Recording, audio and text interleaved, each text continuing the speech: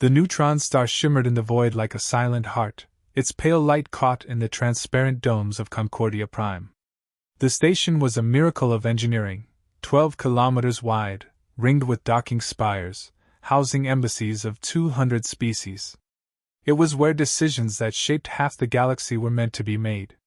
Commander Elias Cade sat in the observation tier, back straight in the stiff black uniform of Earth's envoy fleet.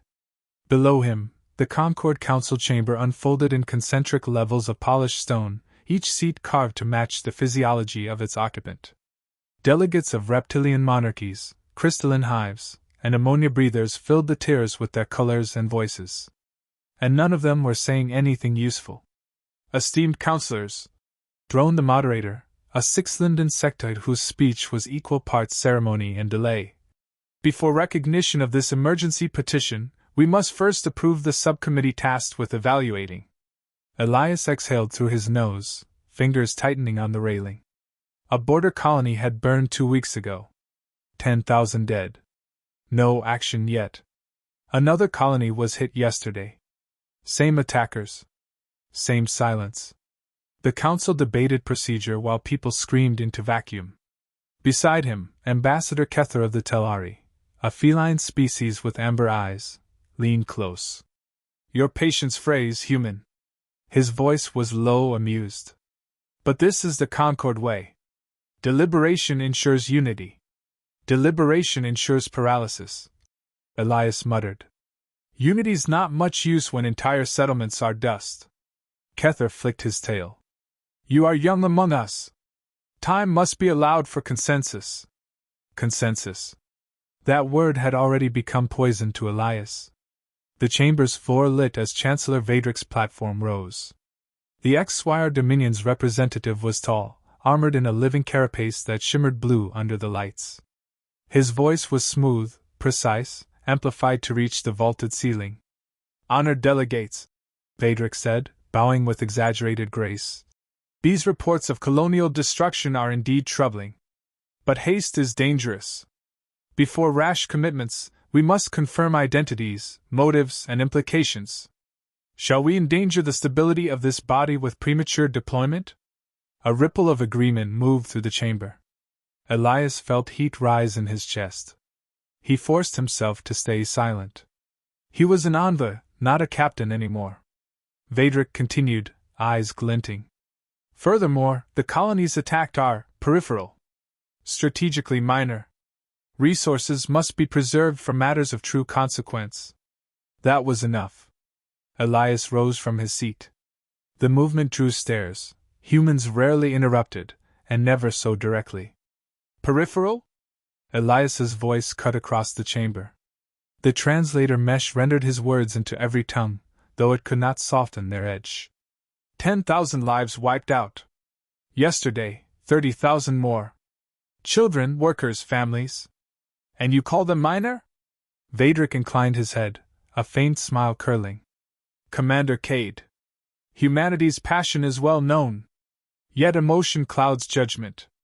To launch fleets without proof is reckless. Perhaps humans find recklessness admirable. The Concord does not." Elias leaned on the railing.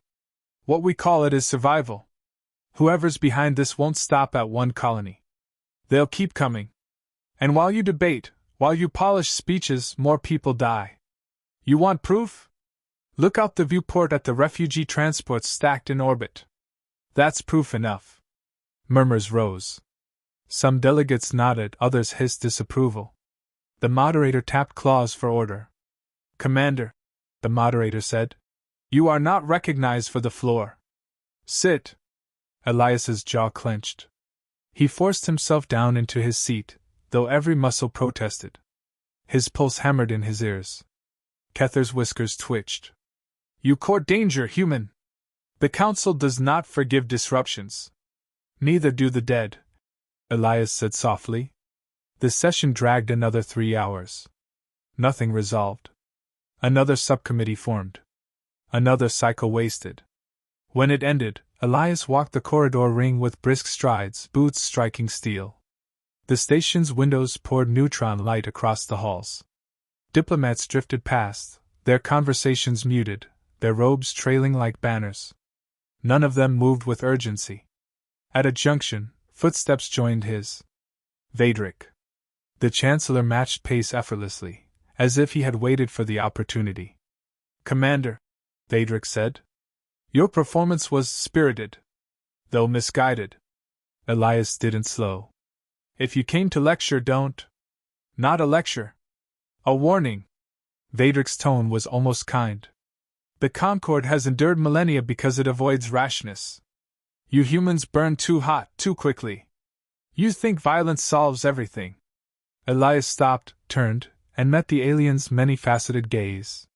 "Sometimes violence is the only thing the other side understands. And sometimes," Vadrik said smoothly, "violence destroys the wielder. I would hate to see Earth consumed by its own impatience." The threat was thinly veiled. Elias smiled without humor. "Then stop stalling, Chancellor. Because if the Concorde won't act, humanity will." Vadrik's expression hardened, the first crack in his polished demeanor. He leaned close. "If you defy this council, you will not only isolate your species, you will invite its destruction." "Maybe," Elias said. "Or maybe we'll show the galaxy what gets done when someone finally says, 'Fine, I'll handle it.'" He left Vadrik standing in the corridor, cloak shimmering in neutron light. Later, in his quarters, Elias stared at the holomap on his desk. Red markers pulsed where colonies had fallen. More dots blinked yellow, reports of raids, uncertain but spreading. The pattern was obvious to anyone who bothered to look. He poured a glass of recycled whiskey, the kind shipped from Earth to remind envoys of home. The burn steadied him. The Concorde wouldn't move. Vadrik would ensure that. By the time committees finished their investigations, half the border could be ash. So it would fall to humanity. Again. He set the glass down and tapped the console. Fleet channels lit. Faces appeared, captains, admirals, allies. All waiting. All tired of waiting. Elias took a breath.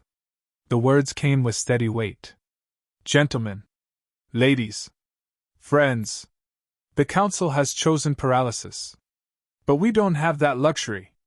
Colonies burn. Refugees flood our ports. If no one else will stand, we will. Assemble task groups. Quietly for now. Within the week, we move." No one objected. No one had to. The screen went dark. Elias leaned back, staring at the cold light bleeding through his window. Somewhere in the void, an enemy grew bolder with every wasted hour. And Elias Cade had just taken the first step toward war. The command deck of the Vigilant Dawn thrummed with restrained energy. The human heavy cruiser hung in high orbit over Concordia Prime, disguised among the hundreds of diplomatic escorts, transports, and ceremonial vessels. To the untrained eye, it was just another ship waiting on orders that would never come. Inside, though, orders were already moving.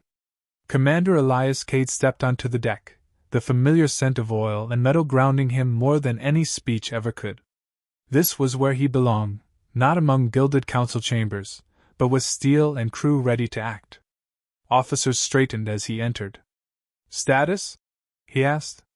Lieutenant Sana Iqbal, operations officer, flicked a display alive. "Task Group Theta reports readiness. 2 destroyers and a carrier standing by in deep orbit. Captain Juno's squadron is en route from Vega. Fleet strength, manageable, but we'll be stretched thin." "Thin's better than waiting," Elias said. He studied the holographic overlay. Small clusters of blue-marked human ships. Distant red icons pulsed where colonies had fallen. A line of fire creeping inward. "Sir," Iqbal said carefully, "if the Council discovers we've mobilized without sanction—" "They won't," Elias interrupted. "Not yet. We keep the noise low, movements quiet. By the time they notice, we'll already have results to show." Across the deck, Captain Arden, the Dawn's commander, stepped forward. His voice carried steady weight. "We're with you, Elias. Just say the word." Elias nodded. "Then we start with Eris Prime. Last raid was within a jump of their system. If the attackers push again, that's the next target. We reinforce and hold.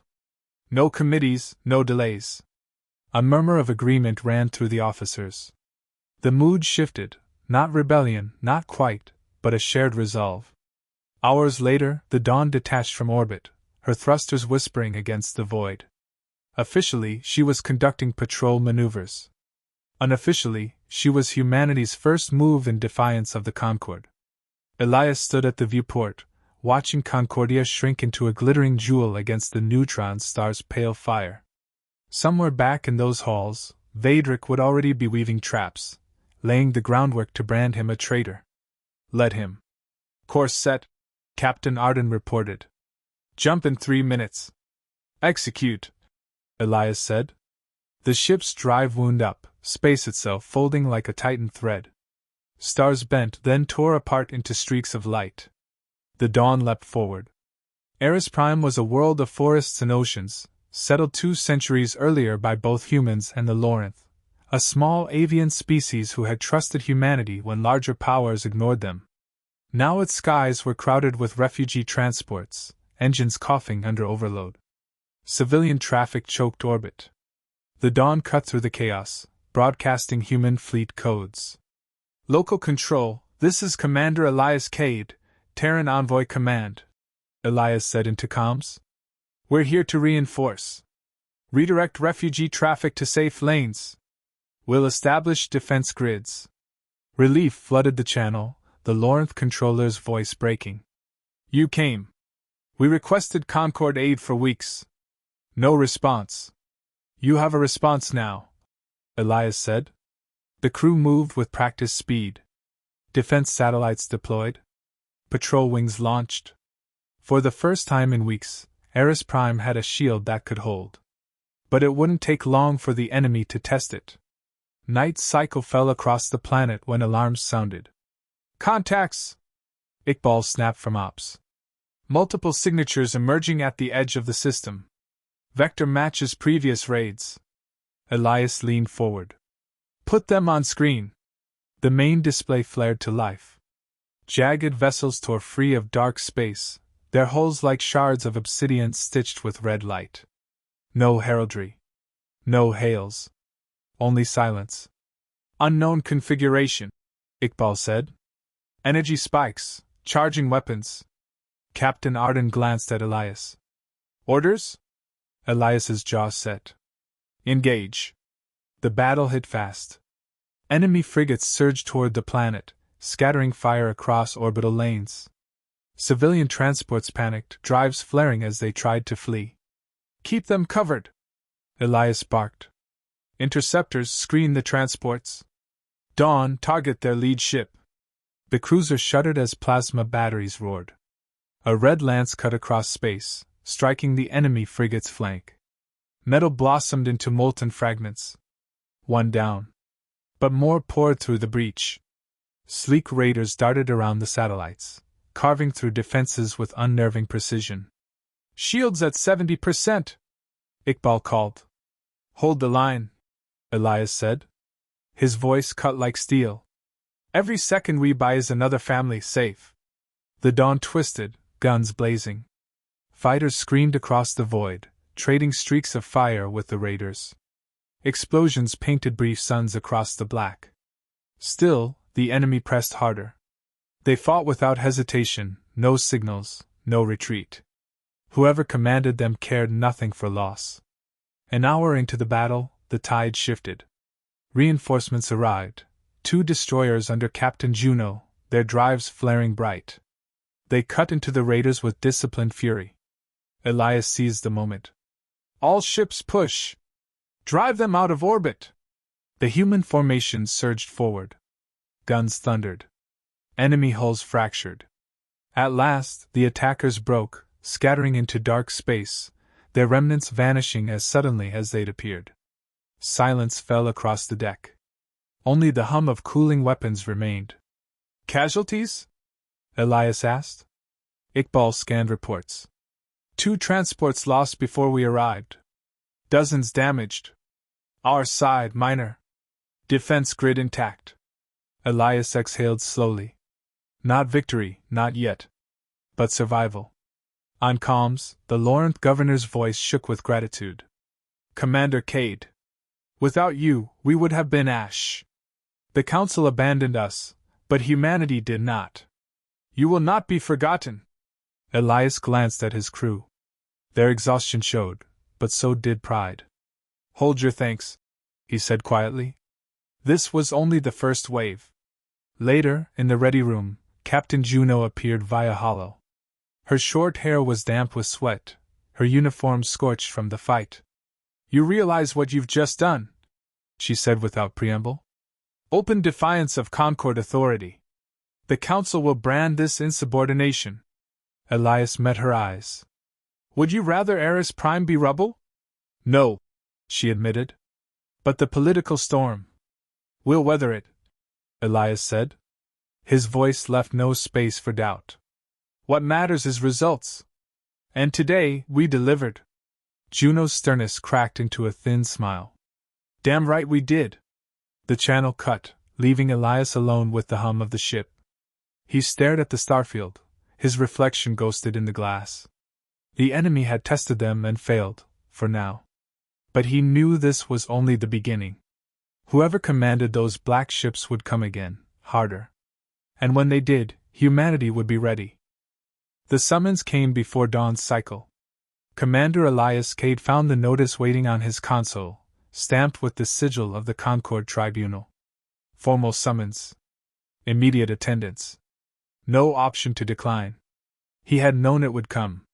Still, the words hit like iron. The vigilant Dawn docked with Concordia's upper spire under escort, as though he were already a criminal. 2 sleek Dominion cruisers shadowed his ship, their presence less about protection than intimidation. Feels like overkill, Lieutenant Iqbal muttered at his side as they disembarked. Elias adjusted his collar.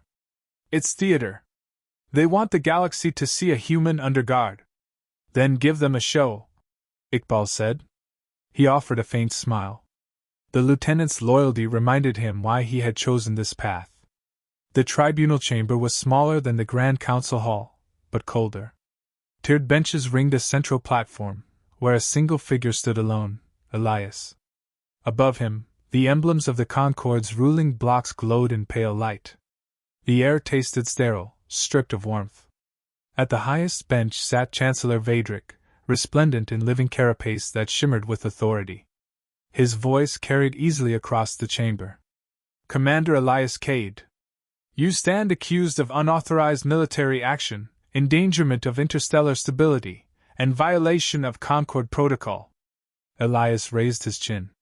And the defense of innocent lives. The words drew murmurs. The tribunal moderator signaled for silence. Vadric continued, eyes glittering. Eris Prime lies beyond sanctioned deployment zones. You moved without approval, engaged hostile forces, and risked escalation. Such recklessness cannot be tolerated. Elias let the silence stretch before answering. Recklessness is letting bureaucracy bury action while colonies burn. Eris Prime still stands because we didn't wait. If that's a crime, then I'll answer for it. Vadric's mandibles curved into something like a smile. You admit defiance, then? I admit doing what the Concord refused to. The benches erupted, some in approval, more in outrage. The sound built like a storm. The moderator hammered for order. Enough! Vadric leaned forward, savoring the moment. You see, delegates, the danger humanity represents. Impulsive. Arrogant. Disrespectful of unity. If left unchecked, such behavior will fracture this body. Elias's voice cut sharp. Unity that costs lives isn't unity. It's cowardice dressed as principle. The chamber fell to a hush. For a heartbeat, no one spoke. Then a new voice rang out, Governor Kether of the Telari, amber eyes blazing.